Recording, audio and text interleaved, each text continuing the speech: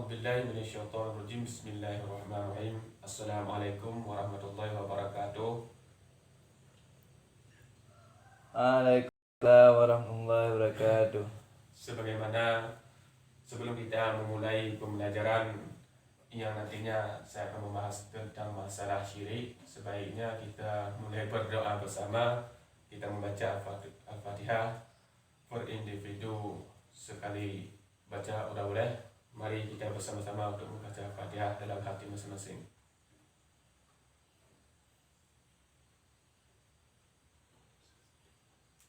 Baik, sudah pembacaan Al-Fatihah masing-masing agar kita mendapatkan keberkahan. Semoga Allah memberikan kepada kita keberkahan yang sesuai dengan ilmu syariah. Maka daripada hal tersebut, sebelum saya memulai pembelajaran, maka dimohonkan kepada ketua kelas nanti agar memberikan nama-nama yang tidak hadir kepada saya, biar saya bisa mengabsenkan absen kalian kapan-kapan ada waktunya. Maka daripada hal tersebut, sebelum pelajaran lebih mendalamnya, sebagusnya saya memberikan sedikit motivasilah ataupun dorongan agar kalian tidak bermalas-malasan dalam pembelajaran yang akan saya berikan nantinya. Maka daripada hal sedemikian, sesuai dengan penjelasan yang sudah lalu, saya sudah memberikan kepada kalian tentang masalah yaitu hablum minallah dan hablum minannas. Sudah kita ketahui tentang permasalahan akidah akhlak, tentang masalah bagaimana kita berhubungan dengan Allah yang sesuai dengan yang disyariatkan, dan sebagaimana kita berhubungan hablum minannas dengan sesama manusia. Maka daripada hal tersebut sudah kita mengetahui tentang masalah tersebut. Kita umat manusia tentu dalam beramal sebagaimana hadis Rasulullah sallallahu alaihi wasallam, "Man 'amila bima 'amalin wa rasallahu ilman ma la ya'lam." Siapa yang beramal ilmu yang telah diketahuinya, maka Allah akan menambahkan ilmu yang belum diketahuinya.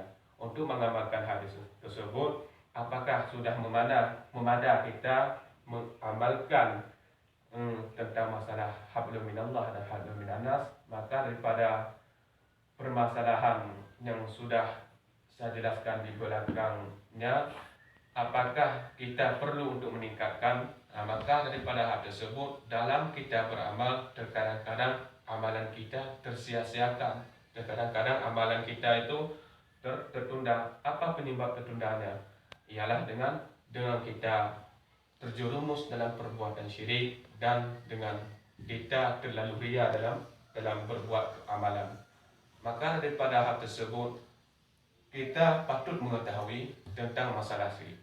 Kita masuk dalam pembahasan syirik. Syirik sebagaimana pendapat sebagian ulama yang menyatakan bahwa syirik ialah perbuatan yang mensyarikahkan. Artinya mensyarikahkan ialah memperbanyak, ataupun bisa kita katakan syirik ini ialah mempersekutukan Allah, menyamakan Allah dengan makhluk sendiri. Maka jikalau kita ada berprasangka ataupun beriktikad bahwa kita menyamakan ataupun kita syarikahkan Allah dengan makhluknya, maka kita sudah termasuk dalam perbuatan syirik.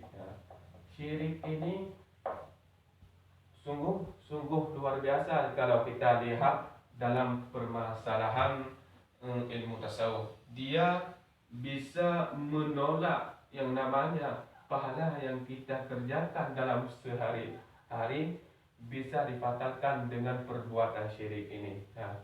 Maka sebetulnya syirik ini harus kita hindari, walaupun sulit untuk kita hindari, tetapi memang sungguh harus kita hindari. Syirik ada dua macam, terutama syirik besar, dan yang kedua syirik kecil.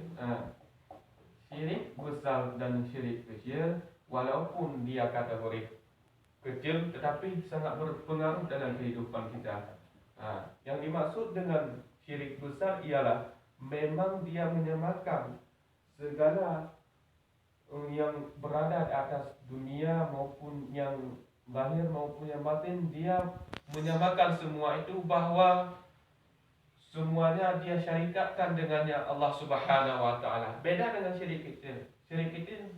Syirik kecil ini cuma dia menyebabkan atau cuma dia mengkaitkan perbuatan tersebut gara-gara si fulan, tidak mengkaitkan perbuatan tersebut karena Allah Subhanahu wa taala. Dalam kedua syirik ini sebenarnya harus kita hindari karena ada yang berpendapat ulama syirik kecil ini bahwa jikalau kita mengerjakan syirik tersebut bila kita ingin taubat nasuha dengan sebenar-benarnya taubat, maka Allah mengampuni syirik tersebut. Dan kalau syirik besar ini walaupun kita taubat, kebanyakan pendapat alim ulama bahwa ini syirik tidak bisa diampuni.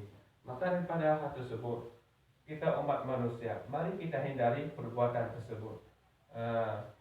Efek daripada syirik, efek yang paling negatif daripada syirik ini, terutama Allah mengharamkan bagi kita umat manusia syurga Allah. Yang kedua, amalan yang kita perbuatkan tidak berguna, bisa sia-sia kita perbuatkan.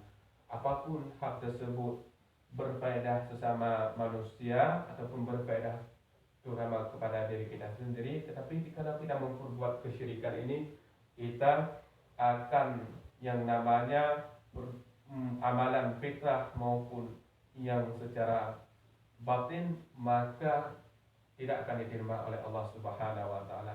Dan selanjutnya, syirik ini bisa menahan pahala kita yang sudah dahulu kita perbuatkan.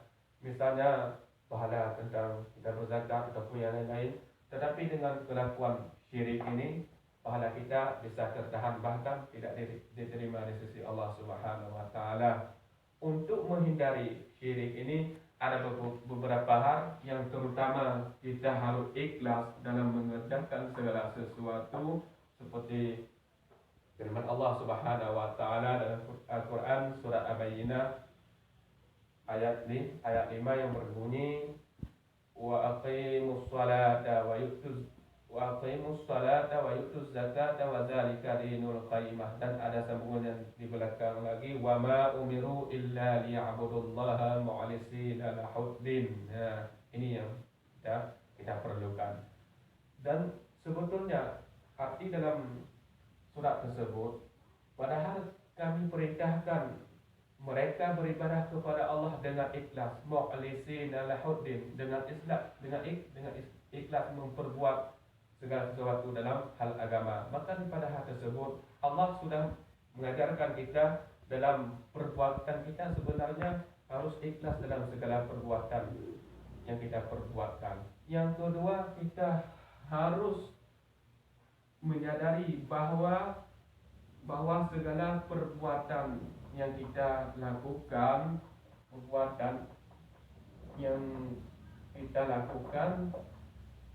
akan dibalas oleh Allah Subhanahu wa taala.